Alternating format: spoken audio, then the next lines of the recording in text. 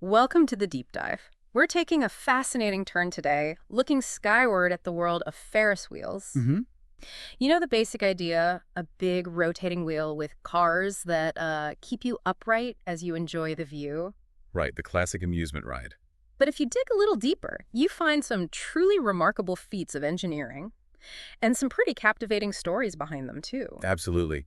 I mean, the genesis of it all, George Washington, Gale Ferris Jr.'s original for the Chicago World's Fair back in 1893, that was groundbreaking. It Oh, wasn't just a ride, it was, a symbol of progress, of ingenuity. yeah. And that spirit, well, it definitely continues in the incredible Ferris wheels we see around the world today. Exactly. And that's what we're doing today. We're not just listing the tallest ones. We're really exploring what makes some of them, well, particularly awesome, their unique features, their histories. Should be fun. Where do we start? Okay, let's launch our exploration with the current heavyweight champion, the Singapore Flyer. Ah, yes. When it opened back in March 2008, it just soared 165 meters. Which is massive. It really is. To get a real sense of that scale, we're talking about the height of a 42-story building. Yeah. Just imagine constructing that. What does it take to even conceive of something that big and, keep it spinning smoothly? Right. That's where it gets incredibly interesting from an engineering perspective. Mm. I mean, think about the forces at play on a rotating structure of that magnitude. The wind, the weight. Exactly. Hmm. Maintaining structural integrity against wind loads, the constant movement, ensuring perfect balance, the precision required in its construction, which took place between 2005 and 2008. It represents a real triumph of modern engineering. It's like building a skyscraper on its side, but it moves. Basically, yeah, a massive rotating one. Okay, next up, we're heading over to China and the Star of Nanchang. Hmm. Second tallest. Right. At 160 meters, it's just a hair shy of the Singapore Flyer. Claims the title of the world's second tallest. And it actually held the crown for a bit, didn't it? Yeah, interestingly, it was the tallest operating wheel for a brief period after it opened in May 2006, before Singapore came along. So what stands out about its design or operation? Well, the Star of Nanchang certainly has its own impressive numbers. It features 60 gondolas. Right, and each can carry, what, 8 passengers? Yep, up to 8 passengers per gondola, and the ride itself is pretty leisurely, half an hour. 30 minutes gives you ample time to really soak in the panoramic views of Nanchang. It really highlights how these structures offer such a unique perspective on an urban landscape. Definitely a different way to see a city. Okay, from the towering heights of Asia, let's cross continents to Europe and, well, an absolute icon, the London Eye. Ah, the Millennium Wheel. Exactly, also known as the Millennium Wheel. Officially standing at 135 meters, with the wheel itself measuring 120 meters in diameter. Making it the third tallest globally and the tallest in Europe. Right. It's just become such a recognizable part of London, hasn't it? Sitting there on the south bank of the Thames. Yeah. How did it achieve that kind of, like, cultural status? That's a fascinating aspect, actually. The London Eye's impact, it really extends far beyond just its impressive size. Yeah. Well, its sleek modern design, combined with that prominent location, made it instantly recognizable. But also, you have to consider the innovation in its construction. How so? That cantilevered structure, it allowed for much of it to be assembled off-site and then floated into position on the river, which was quite a feat. Wow. And its annual visitor numbers exceeding 3.5 million. 3.5 million, that's huge. It really speaks volumes about its success in capturing the public imagination and becoming, a key part of London's identity and tourism appeal. No kidding. Okay, now let's journey back eastward to Japan and the Daikin Rancha in Tokyo. Right? When it opened in 1999, it proudly held the title of world's tallest at 115 meters. A record holder for its time. Yep. And it's interesting because its wheel diameter, 100 meters. Oh, 110 meters. 110 meters, yeah. Same as the Tempozan in Osaka. Right, same diameter, yet it's actually a little bit taller overall, about 2.5 meters taller. What explains that slight difference even with the same core wheel size? That small but significant height difference, it likely comes down to subtle advancements in structural design, or maybe just the way the wheel is supported. Ah. Even with the same diameter, engineers can sometimes tweak the overall structure, the base perhaps, to gain a bit more height.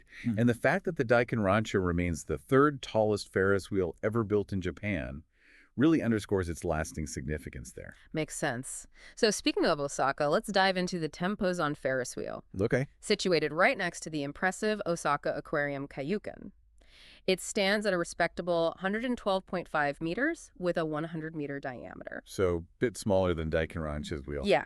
It started turning in July 1997, and the ride is about 17 minutes, offering some fantastic views over Osaka Bay. Nice. But here's where it gets really interesting. This Ferris wheel uses colored lights to give you a sneak peek at the next day's weather. Oh yeah, I love this feature. Isn't it cool? Orange means sunny, green for cloudy, and blue indicates rain. How ingenious is that? That's a brilliant example of integrating like a practical function into an amusement ride. Totally. It transforms the Ferris wheel from purely entertainment to something that offers a small but, useful piece of information for the local community. It's a charming detail that really sets the Tempozan apart, makes it more than just a tourist attraction. Agreed. Okay, staying in Japan, we find ourselves in Yokohama at Cosmo World, home to the Cosmo Clock 21. The clock wheel, Exactly. This one boasts a cool dual purpose. It's a giant Ferris wheel, but it also serves as the world's largest clock. which is quite a claim to fame. Definitely. And before the Tembazan came along, the Cosmo Clock 21 actually held the prestigious title of the world's tallest Ferris wheel. So what's the story behind combining those two functions? Was it always planned that way? That's a good question. I think the decision to integrate a fully functional large-scale clock into the structure is just a fantastic example of innovative design thinking. It really elevates the Ferris wheel beyond just a ride, doesn't it? Gives it a civic function, makes it a true landmark within Yokohama. It becomes a focal point both for leisure and, well, as a giant timekeeping reference. You can't miss it. Now, let's take a trip down under to Melbourne, Australia, and the Melbourne Star. Ah, the Southern Star. Also known as the Southern Star, yep. It reaches a height of 120 meters and sports that distinctive seven-spoke design. Which is a nod to the seven-pointed star on the Australian flag. Nice touch. It is. However, this particular wheel has had quite a dramatic history, hasn't it? That's certainly the case. It faced significant challenges right from the get-go. Like opening 2 years late? Yeah, opened 2 years behind schedule in December 2008, only to be shut down. Was it like 40 days later? Just 40 days due to structural issues. Major dismantling. Repairs followed. And what's particularly noteworthy here, based on our source material, is the strong negative feedback we actually got from a listener about including it. Right, someone called it a joke and the laughingstock of the country. Ouch! Citing its troubled past and apparently underwhelming views. It really highlights that just being tall isn't enough, is it? No, it definitely brings up the point that awesome in this context isn't solely about size or height. Reliability, a smooth operation, positive public perception, they're clearly crucial factors. Absolutely. Our source indicates that there were hopes for a reopening in the latter half of 2013 after all the extensive repairs. But it just underscores the complexities involved in these massive projects. Things can go wrong. Precisely. The Melbourne Star's journey, it reminds us that the overall experience, its reliability, the views it offers, and the public's perception are all integral to its success and how awesome it's considered. Engineering marvels need to actually deliver on their promise. Well said. Okay, back to Japan now, and we encountered the Sky Dream Fukuoka. Another Japanese wheel. This one also reached a height of 120 meters and held the distinction of being the tallest Ferris wheel in Japan during its operation, and actually the tallest ever built in the country. So, a significant one for Japan. Definitely. However, its time gracing the Fukuoka skyline was relatively short. Operated from 2001 until September 2009. Just 8 years. Yeah, when it was ultimately closed. What factors might lead to the relatively short lifespan of such an impressive structure? Well, the Sky Dream Fukuoka story, it raises important questions about the long-term economic viability, maybe sustainability of these large-scale attractions. Factors like ongoing maintenance costs, which must be huge, changes in visitor numbers over time, perhaps even shifts in urban development priorities. They could all play a role in the decision to eventually close even record-holding structures. It's not always forever. True. Okay, our penultimate stop takes us to China once more, this time to Suzhou. Suzhou, okay. And it's Ferris wheel, located on the east bank of Jinji Lake. It stands at a respectable 120 meters. It's the same height as Melbourne and Fukuoka. Exactly.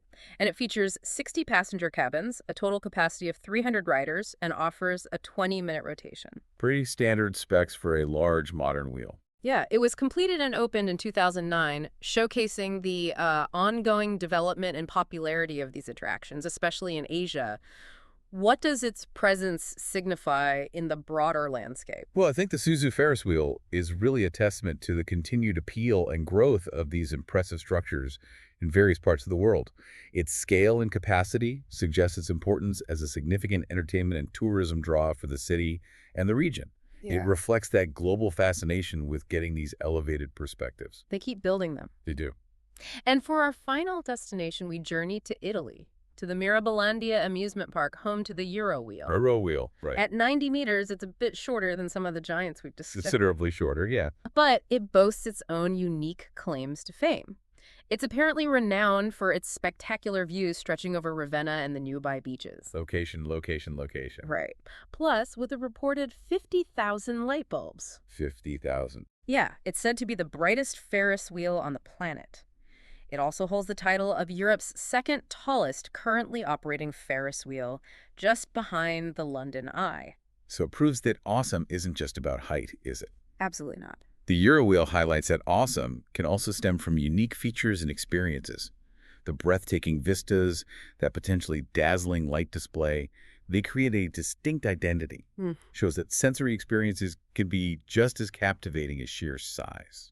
So we've taken quite an incredible journey, really, through the world of Ferris wheels, from the record breakers to those with fascinating histories, unique attributes like predicting the weather or doubling as a giant clock, Or just being incredibly bright. or just being incredibly bright. It's clear that these structures offer far more than just a ride.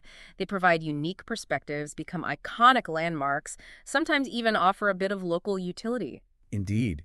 And if you think about the underlying drive behind all this, Yeah. it really speaks to a fundamental human desire, doesn't it?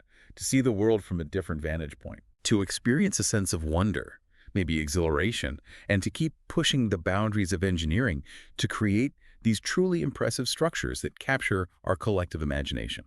Absolutely. And that brings us to a final thought for you, our listener. Considering the remarkable engineering achievements and the enduring cultural significance of these towering wheels, what might the next generation of awesome Ferris wheels look like? Good question. What kind of innovations in technology, materials, or even completely unexpected locations might surprise us in the years ahead? Will they get even taller? Or maybe more integrated into buildings? Or interactive? Who knows? It's definitely something to ponder as you look up at the sky. Thanks for joining us for this deep dive.